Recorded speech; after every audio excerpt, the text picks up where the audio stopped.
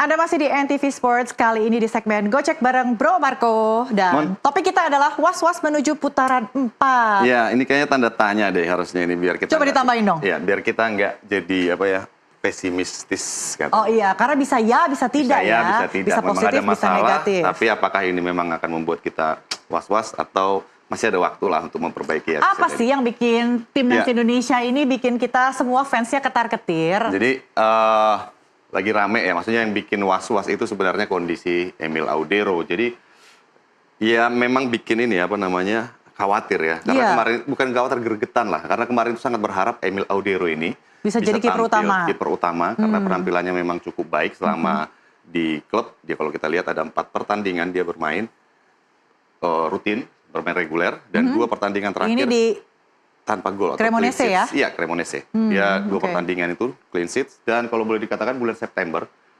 Emil Audero ini belum pernah kebobolan, baik di klub maupun di timnas. Belum pernah kebobolan di bulan September ini? September ya, September. Nah ini kan tanggal 30, berarti sepanjang September dia belum kebobolan. Karena di timnas dia juga kemarin menahan di round 3 jadi kiper utama, dan 6-0 lawan Taiwan, lalu bermain imbang tanpa gol lawan Lebanon. Dua-duanya kipernya Audero. Artinya harapan publik sepak bola tentunya cukup besar pada Emil Audero, dan diharapkan bisa menggantikan posisi rekan satu timnasnya di timnas Martin Paes yang juga dalam kondisi tidak terlalu baik atau cedera. Tapi kenyataan pahit diterima baru-baru ini, kemarin tepatnya. Recovery time, berarti masih ada harapan dong. Audero injured before Como, jadi dia cedera sebelum pertandingan melawan Como. Jadi dia udah masuk DSP nih, udah masuk line up. Pada saat pemanasan tiba-tiba kepelintir. Bagian apa sih yang cedera? Jadi otot flexor. Jadi ototnya itu kalau saya baca-baca tadi menyambung antara tulang sendi. Jadi gitu. tangan? Bukan tangan, di posisi paha. Paha, oke. Sebenarnya flexor itu ada di mana-mana di sendi. Pokoknya sendi-sendi lah. Nah, karena untuk seorang kiper kan tangan ini yang menjadi andalan ya. Nah, kalau ini dia kasusnya di kaki. Jadi lebih ke arah hamstring atau seperti apa. Tapi apakah akan siap sebelum tanggal 8 ketika kontra Arab yang pertama? Kalau menurut sejauh ini sih sebenarnya belum ada keterangan resmi ya dari maksudnya klub si Cremonese, klubnya Emil Audero, belum ada pernyataan resmi. Hanya saja memang kalau berbicara mengenai cedera ini bisa lama, bisa lama, bisa cepat, atau tergantung kondisinya, level cederanya, apakah parah atau tidak terlalu parah gitu. Tapi yang terakhir sebenarnya informasi yang didapatkan tidak terlalu parah. Hanya saja memang di tanggal 4 Oktober harusnya dia main lawan Inter. Nah, dia diperkirakan absen di sini lawan Inter, dan orang mulai berspekulasi bahwa apakah Emil akan absen hingga tanggal atau putaran 4 nanti, yang which is itu hanya beberapa hari saja, tinggal paling kurang dari seminggu ya, atau seminggu lebih dikit lah, karena tanggal 8 Oktober udah bermain. Karena seminggu lebih dikit, mungkin juga kalau misalnya recovery pun tidak akan full 100% Betul, jadi kalau memang dia secara fisik mungkin dia sudah kembali bugar, tapi kalau cederanya ini memang cukup mengganggu, itu ada efek trauma yang mungkin akan ditimbulkan ya, atau ada bisa jadi itu cedera akan bertambah parah kalau dipaksakan untuk bermain melawan timnas. Tapi semuanya tentu akan menjalani exercise ya, di exercise dulu baik di tim medisnya Cremonese ataupun juga di timnas Indonesia. Dan kabar terbaru juga menyebutkan bahwa ini cukup melegakan, bahwa tadi Pak Sumarji katanya udah kontak dengan klub dan tidak mendapat laporan bahwa ada cedera yang cukup serius terhadap Emil Audero. Namun memang kita harus mendapatkan pernyataan resmi paling tidak dari klubnya, apakah memang itu membutuhkan istirahat yang cukup lama atau memang hanya butuh pemulihan 1-2 pertandingan istirahat, akhirnya setelah itu bisa bermain lagi. Yang mudah-mudahan perkembangan recovery dari Audero ini membawa hasil yang positif ya, kabar baik ya. Lalu bagaimana dengan kiper utama lainnya nih? Kalau misalnya kita bicara soal Martin Paes, kalau ini cedera, Martin Paes juga katanya tidak terlalu fit. Betul sekali. Jadi kalau Emil Audero dalam posisi yang kurang baik gitu ya, ada kabar yang kurang baik, sama halnya juga dengan, mungkin kita lihat di slide kedua, kiper Martin Paes juga sebenarnya. Jadi sebenarnya kita sebenarnya ada tiga kiper yang dipanggil dalam 2 pemanggilan Garuda Calling kemarin, dalam dari 28 nama. Itu ada 3 slot kiper, ada Emil Audero, ada Martin Paes, dan ada Hernando Ari. Nah, Martin Paes sejak awal sebenarnya udah diwanti-wanti nih, karena memang dari 6 pertandingan terakhir bersama FC Dallas dia nggak pernah udah absen gitu loh, udah nggak masuk line up karena cedera hamstring. Nah, sementara Martin Paes ini sebenarnya punya track record yang cukup baik saat berhadapan dengan Arab Saudi ya.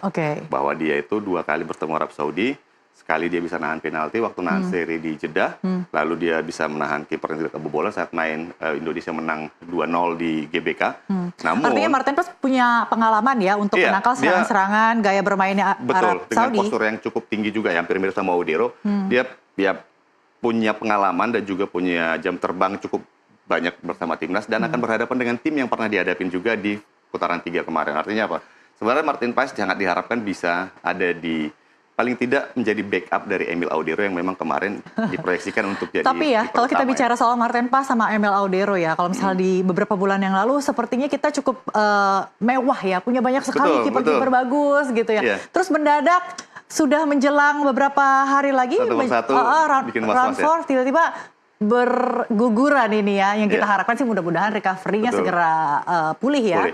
Jadi sebagai catatan sebenarnya memang kalau dibandingkan dengan 2 lawan yang akan dihadapi Indonesia di putaran 4 nanti, Arab Saudi dan Irak, Indonesia ini terbilang tim dengan skuad yang mentereng. Ada 4 pemain yang berlaga di liga top Eropa. Ada Emil Audero, ada J.I.J. bersama Sassuolo di Serie A, terus ada juga Calvin Verdong yang bermain di Lille di Liga Prancis, ada juga Calvin Verdong yang bermain Calvin Verdong di Lille. Lalu ada Kevin Dix yang bermain di Borussia Mönchengladbach di Bundesliga. Ini semua pemain-pemain yang memang kelas internasional dan top 5 gitu loh. Dan kita juga ada Martin Paes yang bermain di FC Dallas. Tapi ya itu tadi, maksudnya kondisinya satu persatu agak mulai meragukan nih. Tidak terlalu fit Emil Audero ada cedera, Martin Paes cederanya belum pulih. Padahal sebenarnya secara caps dia cukup baik. Ada 8 pertandingan yang sudah dijalani bersama timnas Indonesia, kebobolannya 14 dan clean sheet-nya 2. Dan pertandingan terakhir melawan Bahrain waktu Indonesia menang 1-0 di GBK. Ini adalah penampilan terakhir Martin Paes. Dan sama juga tadi kita mendapat informasi bahwa memang BTN atau Badan Timnas Indonesia, Pak Sumarji, yang juga manajer timnas, katanya dapat informasi bahwa Martin Paes juga sebenarnya cederanya nggak parah-parah banget gitu. Jadi masih cedera ringan dan diprediksi atau mungkin diharapkan bisa bermain di putaran keempat nanti. Nah, kalaupun Martin Paes akhirnya tidak cukup fit untuk masuk sebagai starting 11, kita masih ada Hernando Ari. Artinya tumpuan harapan kita ada di Hernando Ari sebagai kiper utama ya? Betul. Apakah Hernando Ari menjanjikan sebenarnya? Apakah pengalamannya cukup bermain di internasional? Nah, kalau kita lihat Hernando Ari sebenarnya dulunya kiper utama timnas sebelum Martin Paes datang dan Emil Audero datang. Catatan prestasinya? 13, jauh lebih atau di atas dari Martin Paes dan juga Emil Audero. Dia kebobolannya 18, clean sheet-nya ada 5 pertandingan. Artinya apa? Artinya Hernando Ari sebenarnya udah cukup menjanjikan ya? Cukup punya pengalaman untuk berada di bawah mister gawang timnas. Hanya saja memang dibanding ketiga ini, dibanding kiper terbaik yang ada dimiliki oleh Indonesia ini, yang saat ini boleh dikatakan yang terbaik adalah Emil Audero, lalu Martin Paes dan Hernando Ari. Apakah Hernando Ari nantinya akan menjadi starting 11 itu tergantung Patrick Kluivert tentunya. Tapi kalaupun memang ini menjadi pilihan terakhir atau pilihan yang harus diambil oleh Patrick Kluivert, saya pikir Hernando Ari juga patut kita berikan semangat gitu. Karena apa? Karena memang ya kita lihat tadi pengalamannya cukup banyak sebenarnya. Saat ini di dalam negeri juga kan berlangsung Super League ya? Apakah Persebaya juga ikut? Di Super League Persebaya ikut dan performance Hernando Ari sejauh ini apakah cukup baik? Di Hernando Ari sebenarnya boleh dikatakan bermain tidak terlalu konsisten ya, dari 6 pertandingan dia sudah kebobolan 5. Tapi artinya apa? Artinya memang di klub mungkin penampilannya belum stabil, tapi paling tidak mental untuk memperkuat timnas Indonesia itu udah terbentuk di pertandingan-pertandingan dia bersama timnas sebelumnya. Oh, beda ya? Ya. Bermain di klub dan mengawal timnas. Iya, benar sekali. Maksudnya ketika bermain baik di klub dan ketika diberikan kesempatan untuk bermain di timnas, belum tentu dia bisa merasakan feel bermain di timnas gitu. Sementara Hernando sebenarnya sudah paling tidak dia nggak kaget lah. Ya. Dan pernah bermain dengan beberapa pemain-pemain yang akan berangkat nanti ke Arab Saudi ya? Iya. Jadi ya dia maksudnya paling tidak ya dia langganan dipanggil nih kalau ada pemanggilan oleh Patrick Kluivert. Jadi dia sebenarnya udah siap kapanpun ditunjuk oleh Patrick Kluivert untuk menjadi penjaga gawang menggantikan Emil Audero maupun Martin Paes. Tapi kan gini loh, bro, kalau misalnya Martin Paes dan Audero itu kan memang kan kiper utama ya, dua andalannya timnas Indonesia untuk menjaga mistar ya, gawang. Tapi kalau misalnya mereka tidak bisa, Hernando Ari kan juga tidak bisa berjuang sendirian. Karena kan liganya saat pertandingan cukup berdekatan ya, Arab Saudi tanggal 8, kemudian Irak tanggal 11. Pastinya harus ada satu cadangan lagi yang disiapkan Patrick Kluivert. Kalau memang harus ada yang dicoret dari 28 nama itu, berarti artinya Patrick Kluivert harus mencari penjaga gawang tambahan ya. Dan ini tentunya kita hanya punya stok yang nggak bermain di Super League Indonesia ataupun ya Liga Indonesia lah. Di sana masih ada beberapa nama sebenarnya. Ada Nadeo sebenarnya yang bermain cukup baik bersama Borneo. Ya. Apalagi kemarin baru menang ya melawan dia saat ini Borneo ada di posisi pemuncak klasemen untuk Super League. Dia juga bermain reguler dan kebobolannya kalau nggak salah 2 atau 3 gol ya. 2 atau 3 gol dari 5 pertandingan. Nah, ada satu lagi Teja Paku Alam yang menjadi kiper andalan atau kiper utama Persib Bandung. Karena kiper asingnya masih dalam posisi cedera dan dia bermain cukup baik juga di Super League.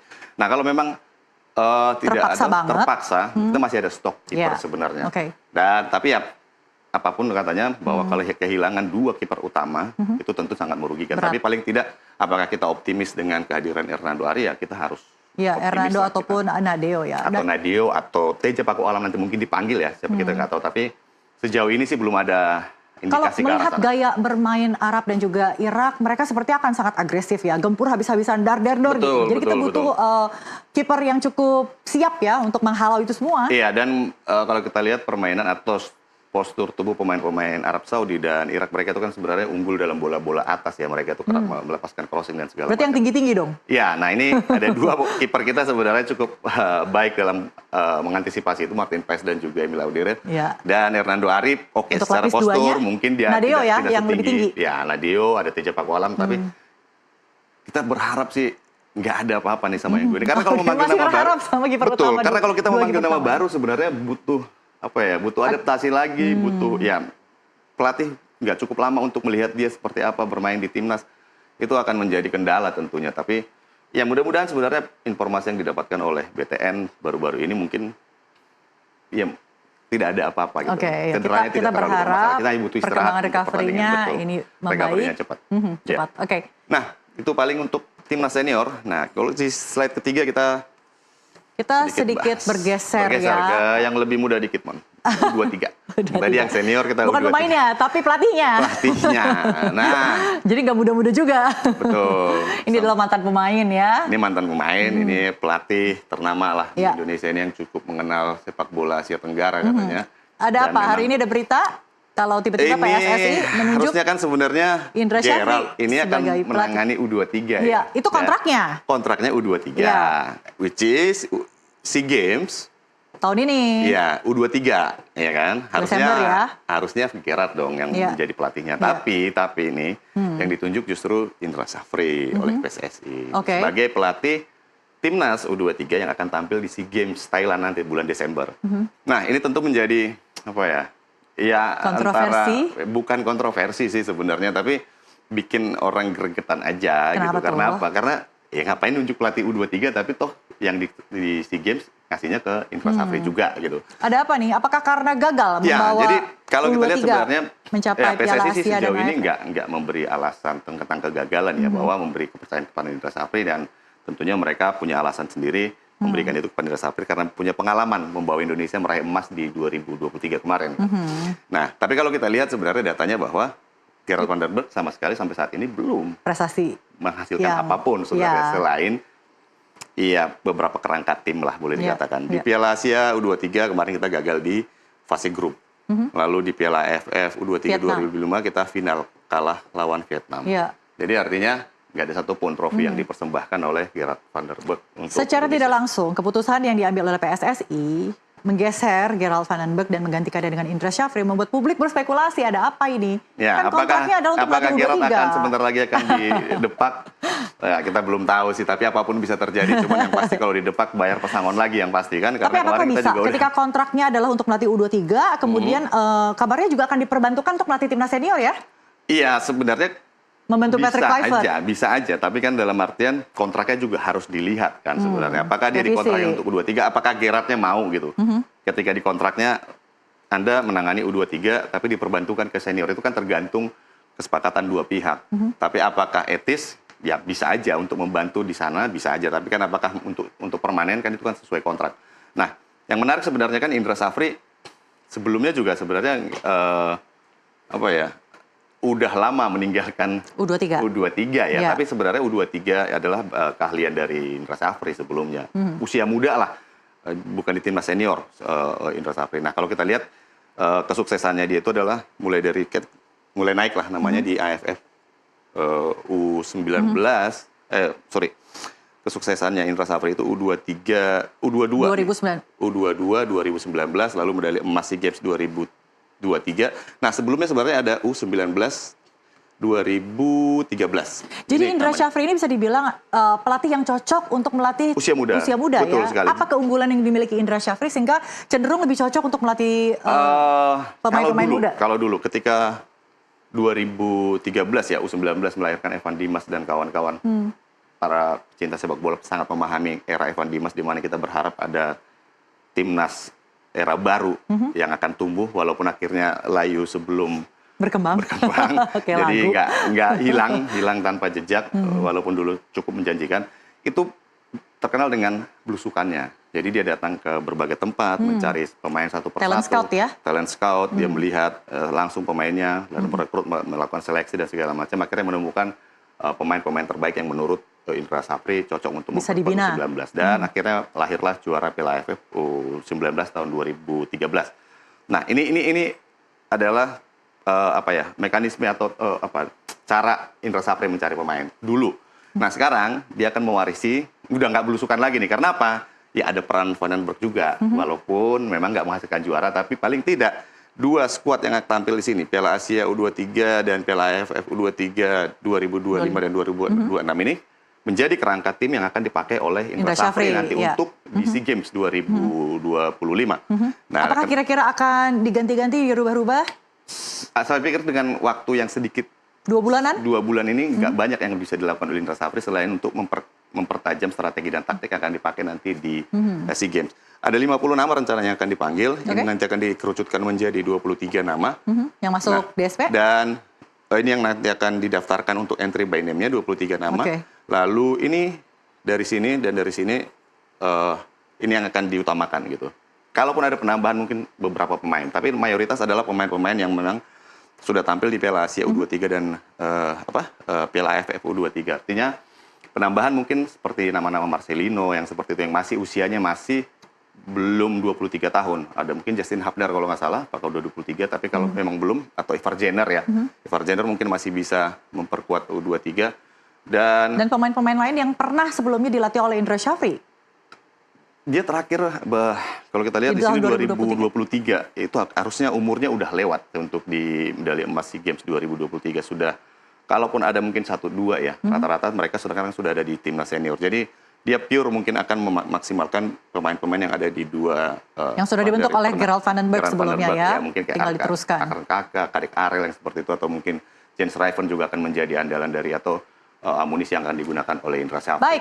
Baik, mudah-mudahan recovery dari Emil Audero dan Martin Pas juga lancar ya, sehingga mereka bisa ikut untuk berlaga di tanggal 8 Oktober nanti dan 11 Oktober. Dan jangan sampai ada yang cedera lagi, itu aja ya. Ya, ini masih ada pertandingan di klub, kita berdoa jangan sampai ada yang cedera. Dan U23 tentunya bisa emas juga nanti di SEA Games. Amin, thank you bro untuk obrolannya. Pemirsa NTV Sports masih akan kembali usai jeda, tetaplah di tempat Anda.